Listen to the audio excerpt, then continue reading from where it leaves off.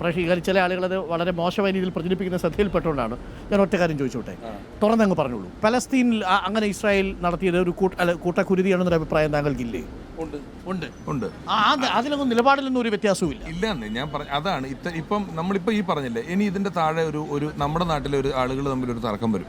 ഞാൻ ആ തർക്കം ഒഴിവാക്കുന്നതാണ് നല്ലത്, തർക്കിക്കേണ്ടെന്നല്ല, ഒഴിവാക്കുന്നതാണ് താരതമ്യേന നമ്മുടെ സമാധാനത്തിനും നമ്മൾ തമ്മിലുള്ള ഐക്യത്തിനും നല്ലതെന്ന് പറയുന്നതേ ഉള്ളൂ.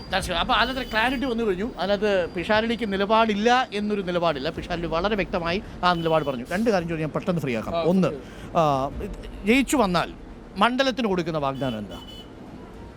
അതൊരു ഒറ്റവരി വാഗ്ദാനമല്ല. മണ്ഡലത്തിനോടൊപ്പം ഞാൻ ഉണ്ടാകും, മണ്ഡലത്തിൻ്റെ ഏത് ആവശ്യങ്ങൾക്ക് ഞാൻ ഉണ്ടാകും. ഇവിടെ വളരെ ഡൈവേഴ്സ് ആയിട്ടുള്ളൊരു മണ്ഡലമാണ്. ഗ്രാമവും നഗരവും തമ്മിൽ 10 മിനിറ്റ് യാത്രയുടെ വ്യത്യാസത്തിൽ വലിയ പാടങ്ങളും കാളവണ്ടിയുള്ള ഗ്രാമവും 10 മിനിറ്റിൻ്റെ യാത്രയിൽ വലിയ നഗരവും വരുന്നൊരു സ്ഥലമാണ്. ഇവരുടെ പ്രയോറിറ്റികൾക്ക് വലിയ വ്യത്യാസമുണ്ട്.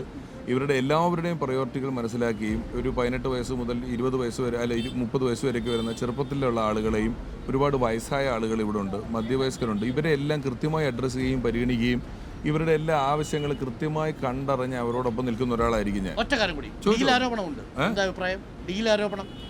അതൊക്കെ ജനങ്ങൾ തന്നെത്താൻ കണ്ടുപിടിച്ച് മനസ്സിലാക്കുക. ഞാനും കൂടി ഇനി തുടങ്ങിയ ദിവസം തൊട്ട് പറയുന്നതുകൊണ്ടാണല്ലോ ആൾക്കാർക്ക് സ്ഥാനാർത്ഥി നിർണ്ണയവും കാര്യങ്ങളൊക്കെ നോക്കുമ്പോഴൊരു ആരോപണം ശക്തമായിട്ട് ഉന്നയിക്കാൻ പറ്റുന്നുണ്ടോ പിഷാരടിക്ക്? അങ്ങനെ ഒരു ഡീൽ അടിത്തട്ടിൽ പ്രവർത്തിച്ചു കഴിയുന്ന സമയത്ത് ജനങ്ങൾ തീരുമാനിക്കേണ്ട കാര്യമാണ്. ഞാനിപ്പോൾ ഇവിടെ ഒരു കാൻഡിഡേറ്റ് ആയിട്ട് നിൽക്കുന്ന സമയത്ത് ഞാൻ അത്തരത്തിലുള്ള കാര്യങ്ങളിലോട്ടൊന്നും കടക്കുന്നില്ല. ഞാൻ നേരത്തെ പറഞ്ഞതുപോലെ ചില കാര്യങ്ങൾ നമ്മൾ കൂടുതൽ ഡിസ്കഷനിലേക്ക് വിടാതിരിക്കുക. പോസിറ്റീവായിട്ട് കാണുന്ന ഒരു കാര്യം എന്താ? ജനങ്ങളുടെ അടുത്ത് നിന്ന് കിട്ടുന്ന ഒരു ഫീഡ്ബാക്കിൽ ഒരു ഊർജ്ജം തരുന്നത് ഈ ചൂടത്തൊക്കെ വന്നിരിക്കുമ്പോഴും ജനങ്ങളുടെ ഒരു സ്നേഹമാണ്. ഇവർ വളരെ എക്സ്പ്രസ് ചെയ്യുന്ന ഒരു ജനവിഭാഗമാണ്.